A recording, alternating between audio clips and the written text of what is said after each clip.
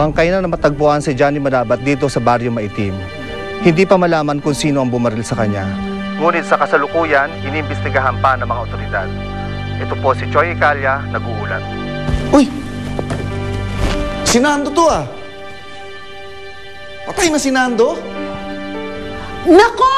Sigurado akong mga kasabwat din niya ng tumira sa kanya. Buti nga sa kanya. Nakausap ko po siya Ano? Saan? Kailan? sa garden po. Anong ginawa niya sa'yo? Sinaktan ka ba niya? Bakit di mo sinabi sa akin agad? Kasi po mabait po siya. Humingi po siya ng sorry sa akin. Sabi niya susuko na daw po siya. Pero, delikadong ginawa mo, anak. Paano kung sinaktan ka niya? Hindi naman po. Kawawa naman po siya.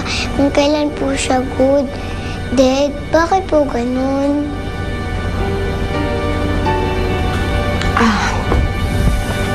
You know what, Nick? This is traumatic for the child. I have an idea. Ano yun? Bakit hindi muna tayo magpakalayo? You know, kailangan manahimik muna tayo. Lumayo muna tayo dito. Anong ibig mong sabihin, anak? You know, let's take a vacation. Siguro naman sa abroad, hindi na tayo masusundan ng mga masasamang tao, no?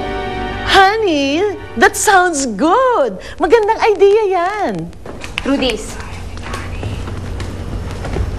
gusto mo bang makilala si Mickey Mouse? Of course, gusto niya. Oh, why don't we go to Disneyland? Ang galing! Tama! Tama! Palagay ko, that's the perfect plan. Siguro dapat talagang mawala muna tayo dito magbakasyon. Right? Pwede po si Mama si Tita Shed? Oo, anak. Pwedeng sumama si Tita Ched. Oo, parang ang saya-saya nun, ano? I can imagine. Oo, ang dami natin. Sobrang excited na nga ako ni Trudis eh. Kaya ito si Sir Nick, inayos na kagad yung mga papeles ni Trudis. Siyempre, siya, kasama ka sa kanya. Teka, hindi ba kami kasama sa mga isasama? Tay. Bakit? Gusto ko rin naman makita yung lugar na yun. Ito yung Hong Kong. Di ba matagal na natin pinaplano yun? Oo nga, matagal na nga natin yung pangarap, pero hindi mo nga natupad. Yan ang iyong pangako na napako. Kaya huwag mo nang sabihin yun. Ang importante ay yan, may pagkakataon tayo ngayon. Tumigil ka na. Nakakaya ka, Sir Nick. Si Chad lang nga iniimbita eh. At saka, wala ka namang passport eh. Passport? Naku, yung passport nga pala ni Trudis, kailangan pa kasi kasuhin. Huwag mo nang alalahanin yun. Ginagawa na kaagad ng paraan ni Sir Nick yun. Eh ngayon pa na alam ni Sir Nick na tunay niyang anak si Trudis. Siyempre gagawin niya lahat para mapasaya to.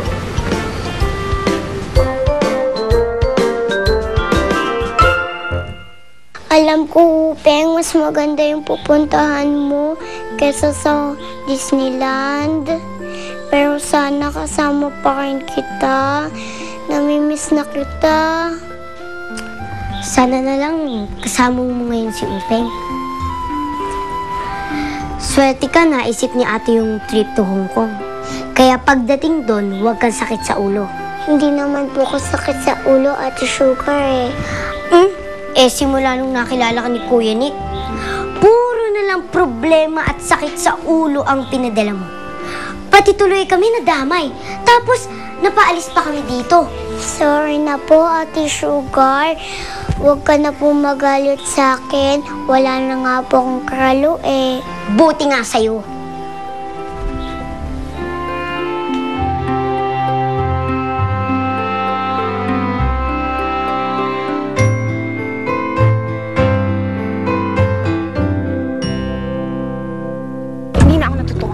Pag nakikita ko yung batang yon, naiirita na ako. Ako rin ba? Hindi ba pwedeng gumawa tayo ng paraan para hindi makasama si Trudy sa trip natin? Uy, nakikita mo ba yung nakikita ko? Parang meron pa tayong magagawang paraan. Bakit kayo nagdala ng aso dito? Hindi niyo ba alam na matatakot si Trudy sa aso dahil sa pagkamatay ni Upeng? Nakakabwisit talaga.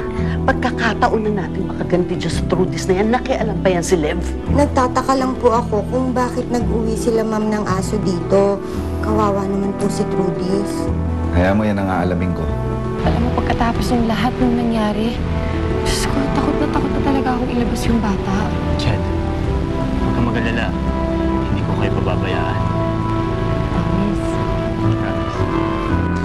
Pakasaya ka ngayon, Migs. Hindi magtatagal yan. Sino ka? Sabihin mo sa nanay mo manunuga, pag hindi siya nagpadala ng pera, mukha na ilalagay ko dito.